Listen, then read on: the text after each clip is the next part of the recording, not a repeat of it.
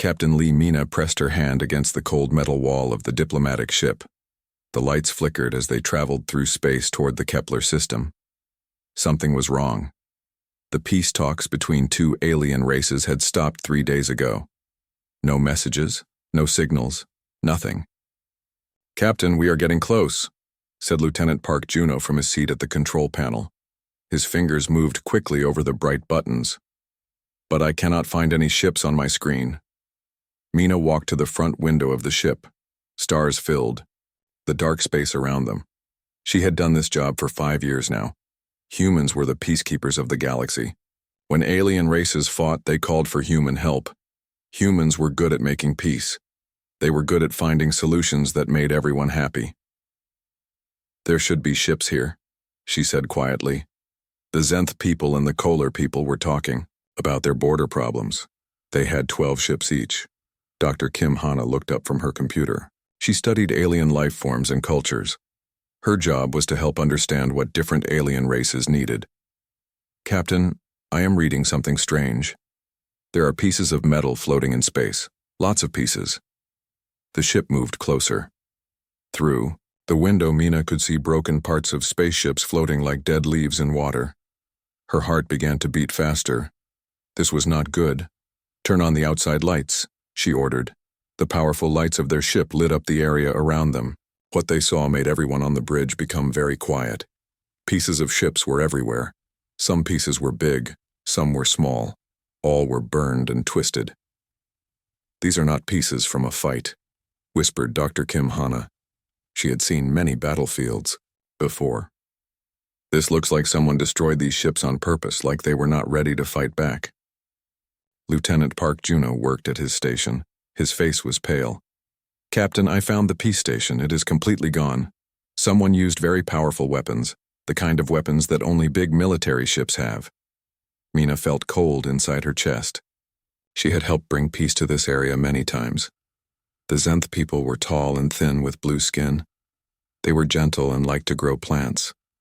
The Kolar people were short and strong with gray skin. They were hard workers who built beautiful things from stone. Neither race had weapons strong enough to do this. "Check the weapon marks," she said. "What kind of weapons did this?"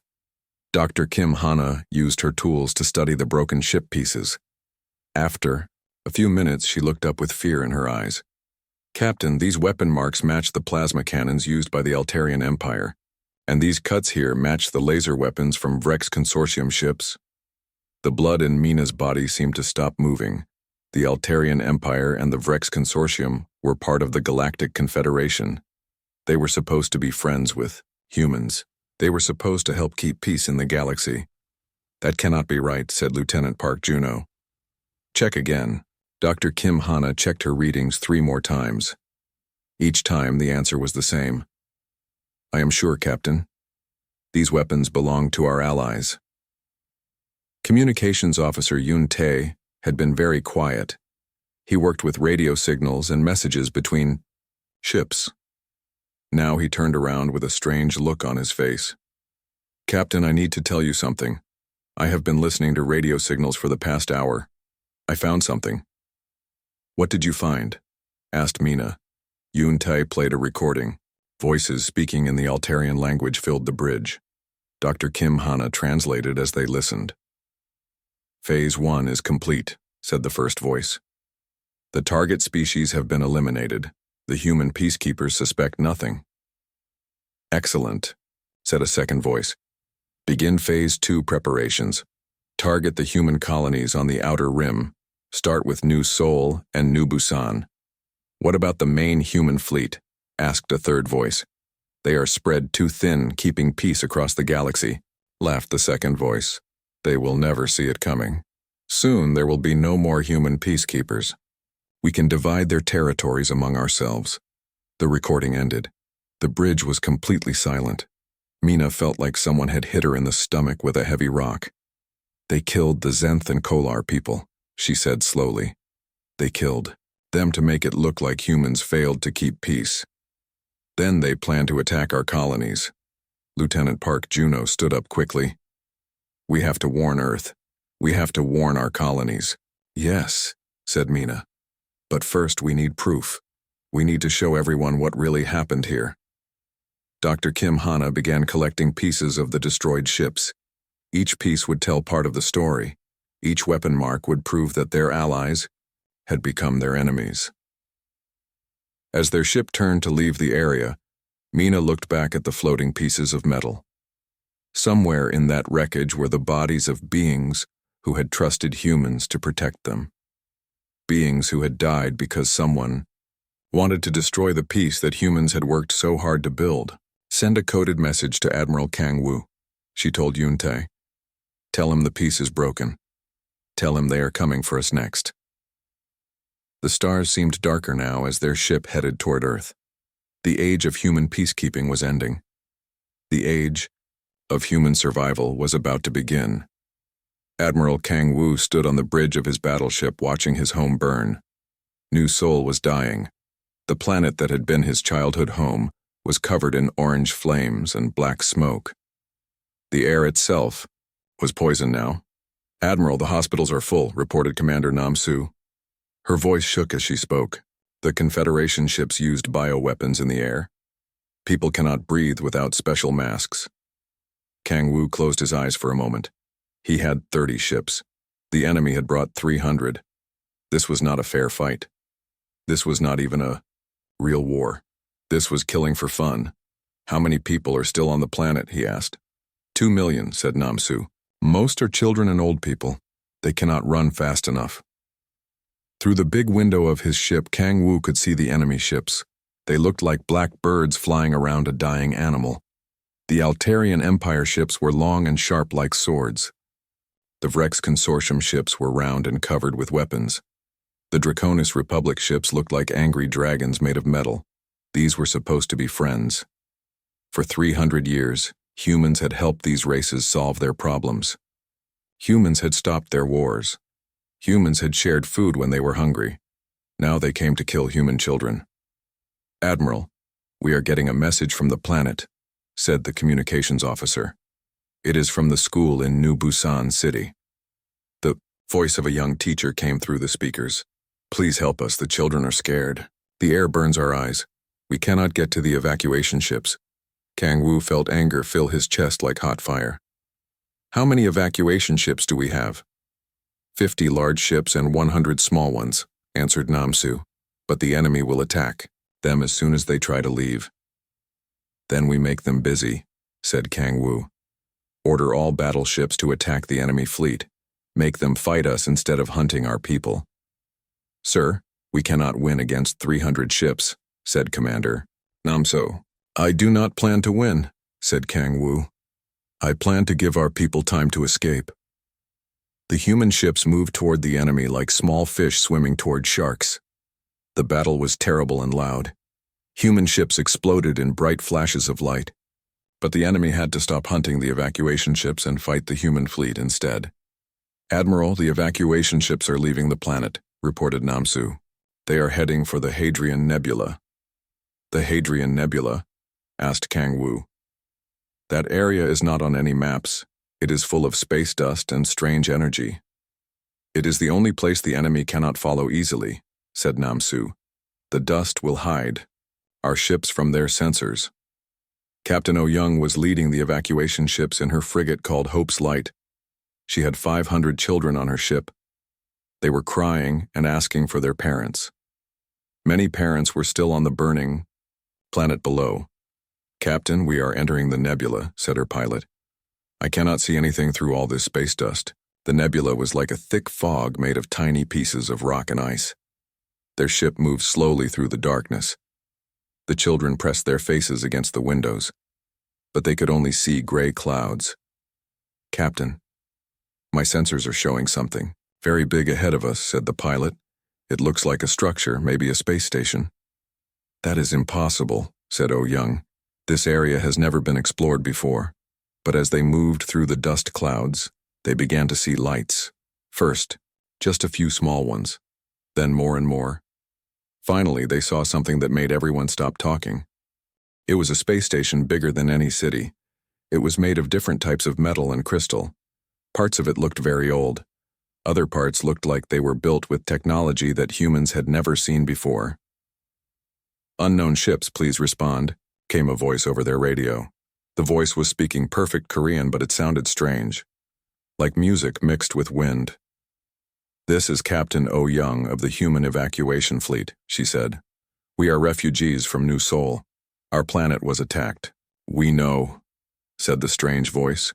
"We have been watching. We have been waiting for this day for a very long time." "Who are you?" asked Oh Young. "We are the Forgotten," said the voice. "We are the ones who came before you. We are the ones who survived what you are surviving now." The space station sent out small ships to guide the human vessels to safety. As they docked, Oh Young saw beings that should not exist. The history books said these races were all dead. There were the Nexari people, tall and thin with skin that glowed like starlight. There were the Mordai people who looked like they were made of living crystal. There were the Velthar people who could change their shape like water. An old Nexari woman met Oh Young at the docking area. "Welcome, human child," she said in a voice like distant music. "I am Elder Kira. We have waited 300 years for this meeting." "I thought your people were extinct," said Oh Young. Elder Kira smiled sadly. "That is what the Confederation wanted everyone to believe. They destroyed our worlds just like they destroyed yours. But some of us escaped. Some of us remembered.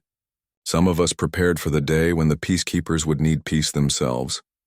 Behind Elder Kira, Oh Young could see hundreds of other survivors from races that were supposed to be dead. All of them were looking at the human refugees with understanding in their eyes. "You are not alone," said Elder Kira. "You were never alone. The Confederation made the same mistake with you that they made with us. They thought killing was easier than living with people who were different." Admiral Kang Woo's voice came over the radio. "Captain Oh Young, report. Are our people safe?" Oh Young looked around at all the forgotten races who had survived impossible odds. "Yes, Admiral, our people are safe. And I think we just found some very old friends." Captain Lee Mina walked through the halls of the giant space station called Sanctuary. The walls were made of materials she had never seen before. Some parts glowed with soft blue light. Other parts looked like they were grown instead of built. This place was home to races that the galaxy thought were dead. "Please sit," said Elder Kira, pointing to a chair that seemed to form itself from the floor. "There are things you must know about your enemy. Things your history books never told you." Around the large table sat representatives from 7 different alien races. All of them had been powerful once. All of them had been betrayed by the same confederation that now hunted humans. Consul Zenth of the Mordai people began to speak. His body was made of living crystal that changed colors as he talked. "My people discovered how to make energy from the hearts of stars. We could power entire solar systems with our fusion technology. We were rich and happy. What happened to you?" asked Commander Shin'e, who had come with Mina to learn about their new allies. "Pirates attacked our supply ships," said Consul Zenth. His crystal body turned dark red with anger. "But these were not normal pirates. They used our own stolen ships. They knew exactly where to attack and when. The Confederation promised to help us find these pirates." Elder Kira continued the story. "The Confederation fleets came to help. But instead of hunting pirates, they finished destroying what the pirates had started. They said the Mordai people were too dangerous to live. They said fusion technology was too powerful for one race to control. Dr. Kim Hana, who had been studying alien cultures her whole life, felt sick to her stomach. They used the pirate attacks as an excuse to steal your technology and destroy your people." "Yes," said Consul Zenth. "And we were not the first. Morph Prime."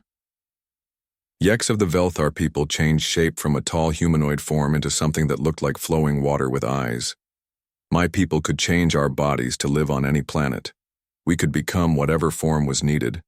This made us very useful for exploring new worlds. The Confederation hired us to explore dangerous planets," continued Yeks, now taking the shape of a bird-like creature. "But they were afraid we would spy on them. They were afraid we could take any shape and hide among them, so they created a virus that only affected shapeshifters." Commander Shin'e leaned forward. A biological weapon designed specifically for your race. The virus killed 90% of my people, said Yex sadly. The survivors had to hide, in deep space, afraid to take our natural forms. The Confederation told the galaxy that we had all died from a natural plague. One by one, each race told their story. The Quintar people had learned to slow down time itself.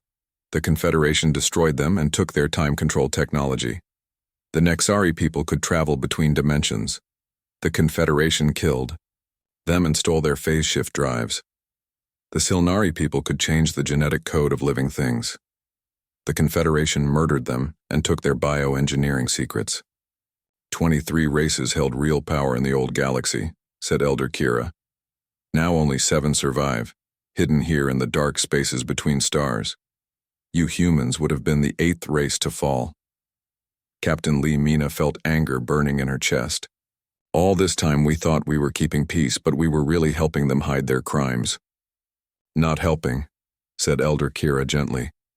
Being used. They made humans the peacekeepers for one reason. To stop us from working together.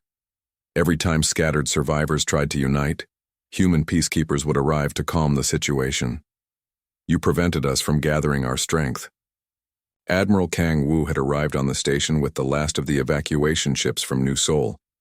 He joined the meeting with sadness in his eyes. Our colonies are gone. Earth is under attack. They have won. No, said Consul Zenth, his crystal body glowing bright white. They have made their greatest mistake.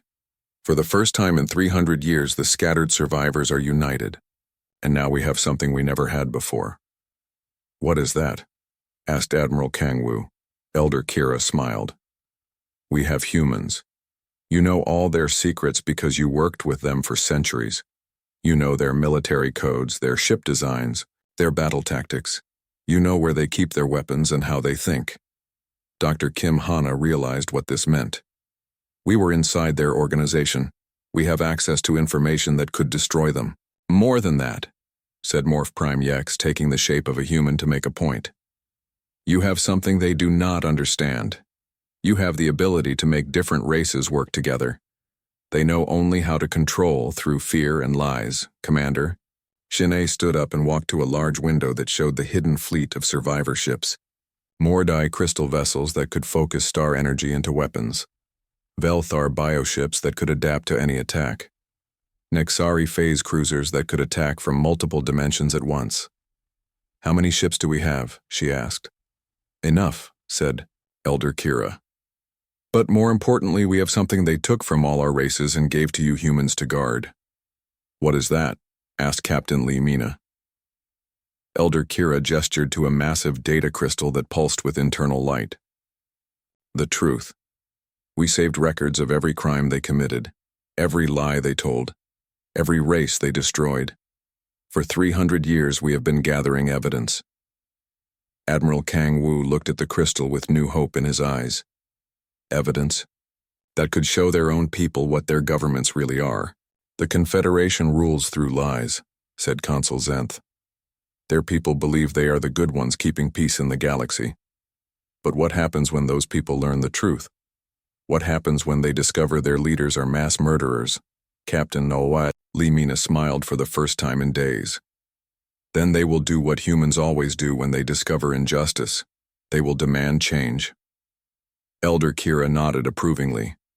The last peace died because of their betrayal. But from the ashes of that peace we will build something stronger.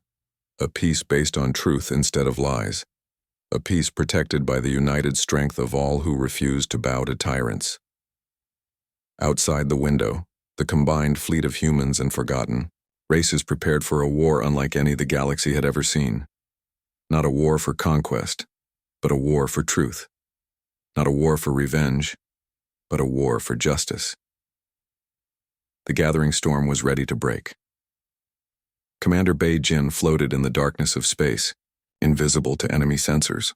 His small stealth ship used Nexari phase shift technology that made him exist between dimensions. Around him, the ruins of Geneva Station drifted like a metal graveyard. Target confirmed, he whispered into his radio. The truth archive is still intact in the central data core. Geneva Station had been humanity's most important research facility. It contained records of every peace negotiation, every treaty, every secret the Confederation had shared with their human allies over 3 centuries. More importantly, it held evidence of crimes the Confederation thought were buried forever. "Be careful, Jin," came the voice of Dr. Jiang Yu from the hidden base. "Confederation patrol ships sweep that area every 6 hours. Bai Jin checked his watch. He had 4 hours before the next patrol. His team of 5 moved through the broken station like ghosts. The Nixari technology made their bodies shift between dimensions, allowing them to pass through solid walls. Inside the station's data core, emergency lights flickered red in the darkness. The air was cold and thin. Bodies of human researchers floated in the zero gravity, killed when the Confederation had attacked without warning. "Found it," said Specialist Park Min, pointing to a massive data crystal protected by 3 layers of security fields. "The Truth Archive. Every dirty secret the Confederation ever told us is in there." The crystal was as tall as a person and glowed with soft blue light. Inside it were stored records of secret meetings, classified military reports, and confessions, from Confederation leaders who had trusted their human peacekeepers with the truth. "Begin extraction," ordered Beijing. "We have 3 hours." While Beijing's team worked in the ruins, Admiral Song Hai stood in the command center of Sanctuary Station. Around her, holographic displays showed the combined fleet of humans and forgotten races. The sight took her breath away. More crystal ships that looked like floating mountains of living diamond. Each one could focus the energy of an entire star into a weapon beam. Velthar biovessels that resembled giant sea creatures made of metal and flesh. These ships could heal themselves during battle and adapt to any attack. Nixari phase cruisers that flickered in and out of normal space like silver ghosts. "Status report," said Song Hai to her fleet commanders. Captain Kim Yura of the human destroyer Bold Spirit spoke first. "Our ships are armed with Confederation weapons we captured during the evacuation. We know how their shields work because we helped design them." Morph Prime Yex, now in the form of a humanoid with skin like flowing mercury, added, "My people have infiltrated 17 Confederation worlds. We are in position to disable their communication networks when the attack begins." Elder Kira gestured to a massive screen showing the positions of enemy fleets. "The Confederation has divided their forces to occupy human territories. They believe we are scattered refugees hiding in empty space. They do not know we have united." "What about their homeworlds?" asked Song Hai. Consul Zenth's crystal body pulsed with different colors as he accessed data. "Intelligence reports show massive celebrations on Altarian Prime, Vrex Central, and Draconis Majoris. Their people believe they have won a great victory against dangerous human warmongers." Song Hai felt cold anger in her chest. "Their people have no idea what their governments really did." "That is about to change," said Dr. Jiang Yu, entering the command center with excitement in her voice. "Commander Beijing has successfully retrieved the Truth Archive. We now have proof of every lie, every murdered race, every stolen technology." The Truth Archive was brought to the communication center of Sanctuary Station. Dr. Jiang Yu and her team of human and alien technicians worked together to prepare the most important broadcast in galactic history. "We will transmit simultaneously to every world in Confederation space," explained Dr. Jiang Yu, "using their own communication networks against them. Every citizen will see the evidence at the same time." Captain Li Mina watched the preparation with Admiral Kang Wu beside her. "What do you think will happen when their people learn the truth?" "The same thing that would happen if someone told humans that their government had been secretly murdering children," said Kang Wu grimly. "Revolution." Elder Kira approached them with a datapad in her hands. "The broadcast is ready, but I want you to understand something important. This is not about revenge. This is about justice." "What is the difference?" asked Captain Li Mina. "Revenge seeks to cause pain," said Elder Kira. "Justice seeks to prevent pain. We could destroy their worlds as they destroyed ours, but that would make us the same as them." Consul Zenth's crystal body glowed with agreement. "We offer them the same choice they never gave us: surrender and accept justice, or face the consequences of their actions." The combined fleet moved into position throughout Confederation space. Each ship group was hidden near a major population center, waiting for the signal to reveal themselves. "All units report ready," announced Commander Nam Su from her position at the tactical display. "Human ships, Nexari phase cruisers, Mordai, crystal ships, and Velthar biovessels are in position around 47 enemy worlds." Admiral Song Hai stood before the communication console. Her finger hovered over the activation button. Once she pressed it, there would be no going back. The truth would spread across the galaxy like wildfire. "Admiral," came the voice of Commander Beijin over the radio. "Confederation fleets are beginning to move toward the outer rim. They plan to hunt down the remaining human refugees. If we are going to act, it must be now." Song Hai thought of all the children who had died on New Sol. She thought of the Zenth and Kolar people who had trusted human peacekeepers to protect them. She thought of 23 races murdered by lies and betrayal. "Begin transmission," she ordered. Dr. Jiang Yu's fingers flew over her controls. "Broadcasting the Truth Archive to all Confederation worlds.